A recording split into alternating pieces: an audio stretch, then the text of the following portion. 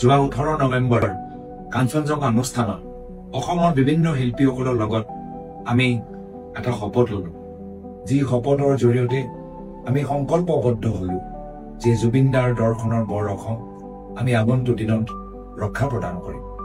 আজি পুনৰবাৰ এই ভিডিঅ' যোগেদি সেই শপতটো ল'বলৈ গৈ আছো আৰু আশা কৰো আগন্তুক দিনত আপোনালোকেও এই শপতটো ল'ব।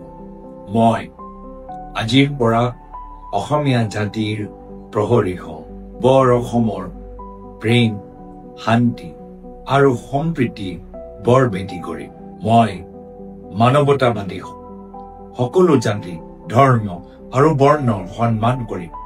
মই খোজে খোজে অসমীয়া সমাজৰ ভয়, সংখ্যা, ঘৃণা আৰু বিভেদৰ বীজ সিঁচা সাম্প্ৰদায়িক আৰু বৰ্ণবাদী অপশক্তিসমূহৰ বিৰোধিতা কৰিম। মই ভয়মুক্ত হৈ অসম আৰু অসমীয়া স্বাৰ্থত যিকোনো সত্যাৰ সন্মুখত সাহসেৰে মাত মাতিম।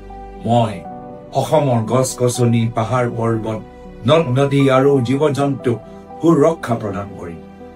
মই সদায় দুখীয়া, দৰিদ্ৰ আৰু আৰ্তজনক সহায়ৰ হাত আগবঢ়াম। মই বিশ্ব দৰবাৰত বৈচিত্ৰ্যৰ মাজত ঐক্যৰ উদাহৰণ হৈ মোৰ অসমীয়া জাতি সত্তাক অক্ষুণ্ণ ৰাখিম।